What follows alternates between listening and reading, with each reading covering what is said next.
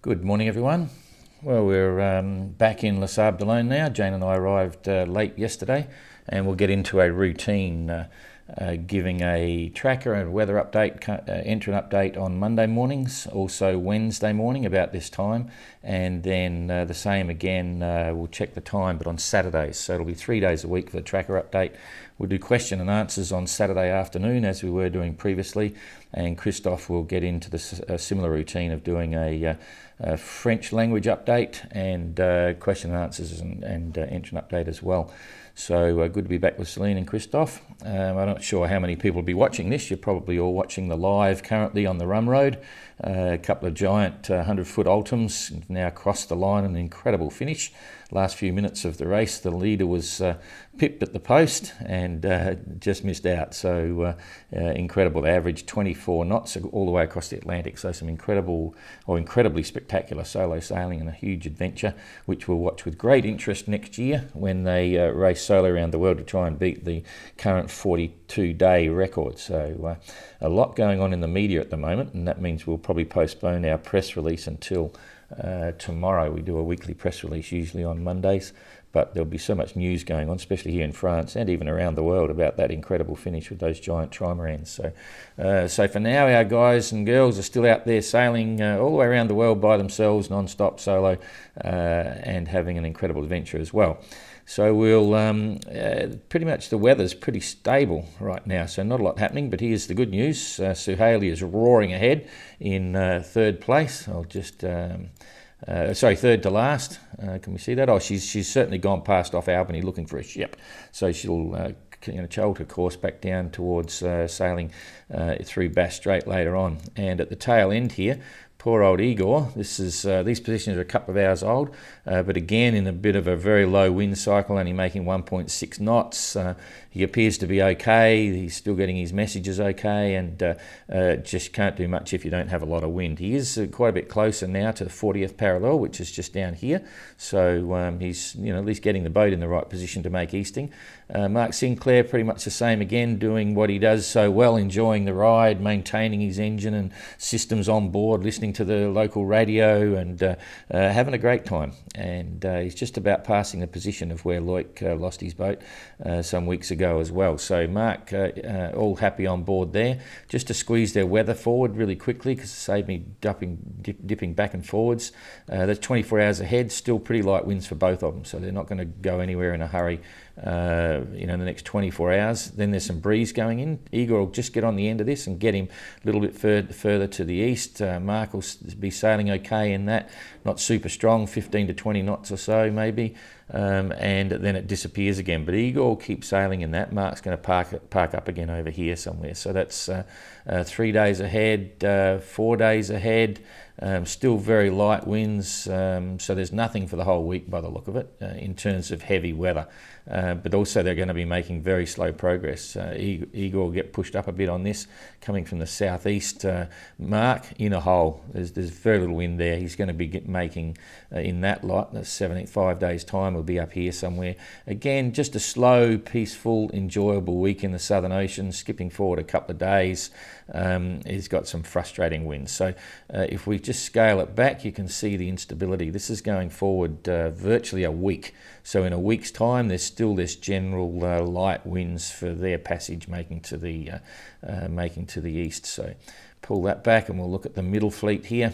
This is where the real racing, you might say, is going on. But again, they're not going very far fast. Here's Uku up here in light wind. Susie's in light wind. Istvan's catching up to Susie, and Tapio's enjoying the ride. So I'll zoom that in a bit just so we can get a little bit closer. Here it comes. Yeah, so Tapio making 3.6 knots. Everything's good on board. He's reading books. He's enjoying the ride. He's got a pretty slight sea. Great way to get across the Tasman.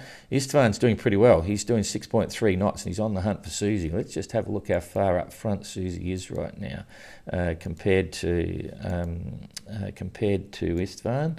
So Istvan is now 251 miles behind Susie, which is going to be interesting to watch, see how that goes through. So I failed to mention that Sue Haley is actually about 800 miles in front of Mark Sinclair now, and Mark is also about 700 miles in front of Igor. So there's a bit of fun happening here. Istvan's definitely got Susie in her sight.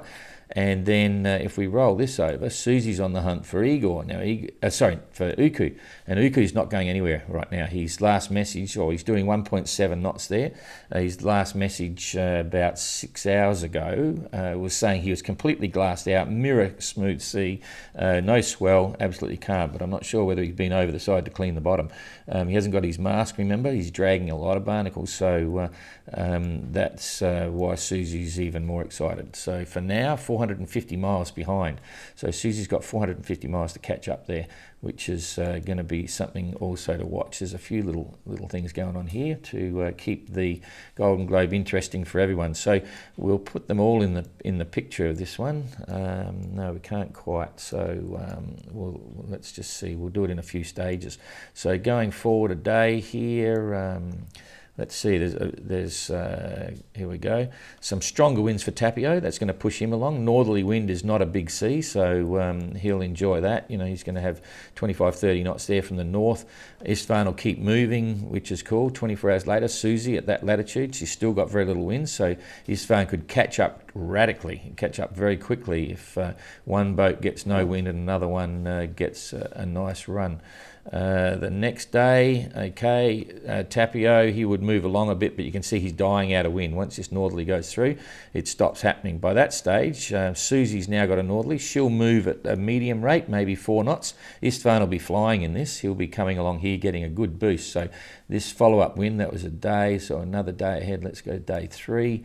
And you'll probably find it misses. Yeah, it doesn't go any further, so there's no question Istvan is going to catch up maybe as much as, you know, maybe 80 miles on this, because Susie's still got light winds, but he blasted through on that, but now he slows down as well, so they're both going to be going slower at that rate. So we'll now go 4 days in advance.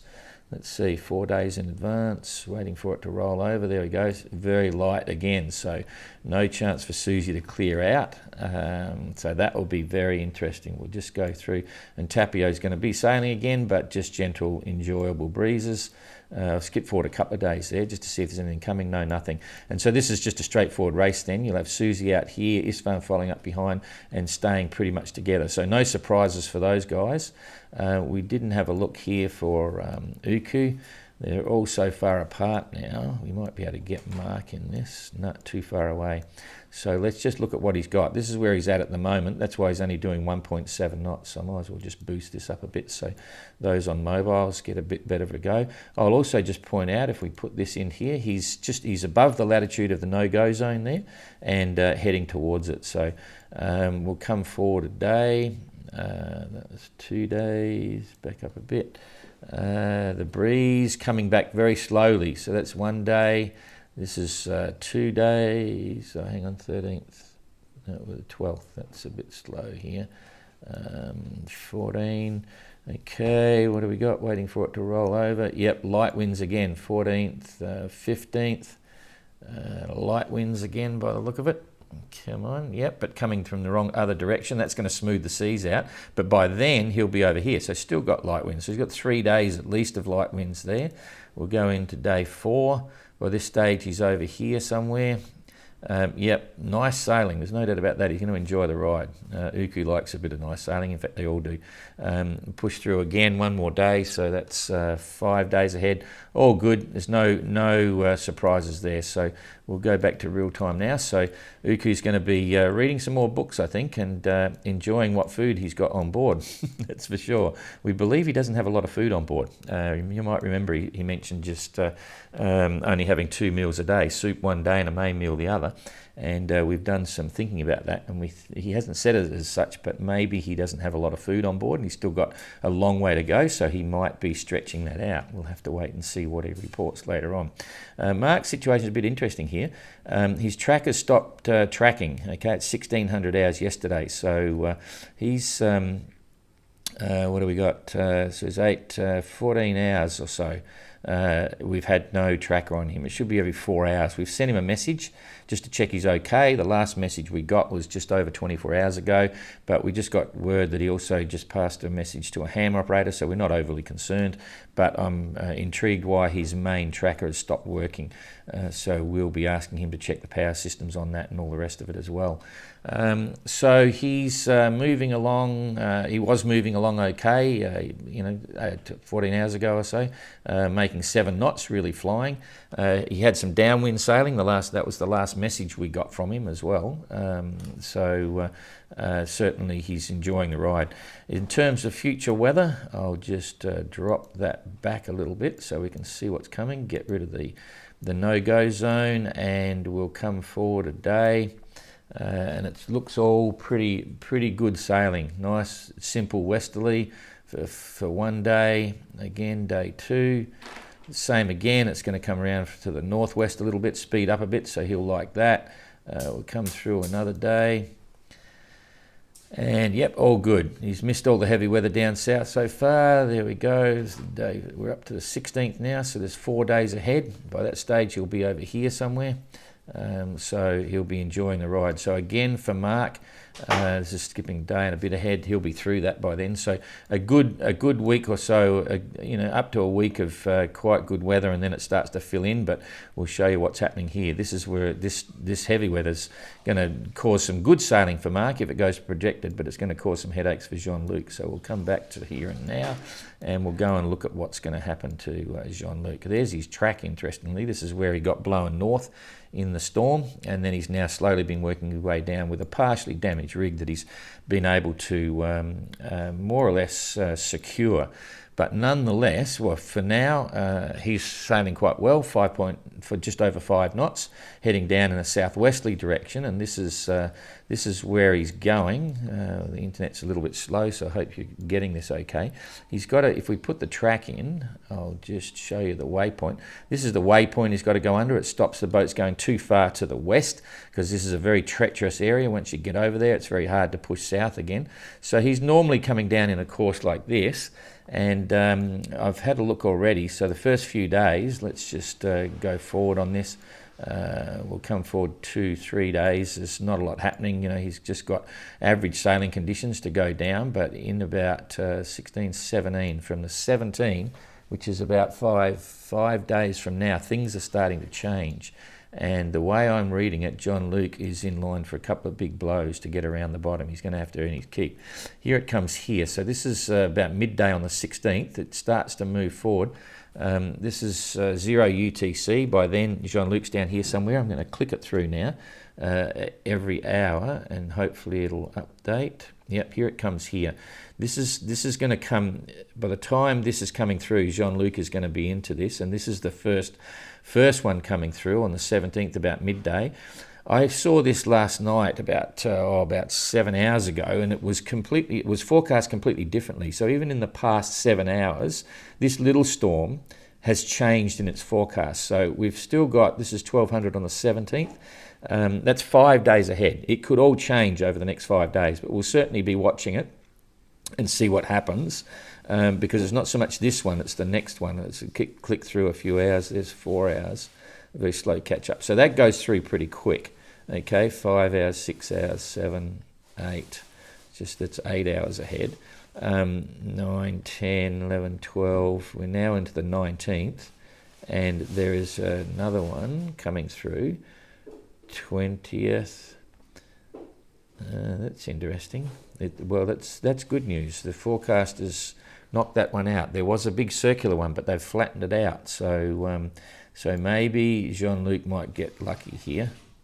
I looked at that 7 hours ago and think, this is not looking good. Here it was here. So this is the one coming through, and it formed up into this really nasty, dangerous circular with another calm through the middle, but they've changed it. It is a bit far out to be too worried about it, but you can certainly say for one reason or another, Jean-Luc may end up having to earn his miles around Cape Horn. So we'll watch that, but nothing in the next few days anyway. In fact, there's this whole area of instability down south on the 19th, 5 days from now. And then let's just pull it forward. No, it's definitely changed a lot in the last few hours. The computer modelling is suggesting that it's flattening and disappearing. So that's all good news for Jean-Luc. We're thinking about them all, and that's all I've got for you right now. So we'll be back again on Wednesday. So enjoy the ride and have a good day. See ya.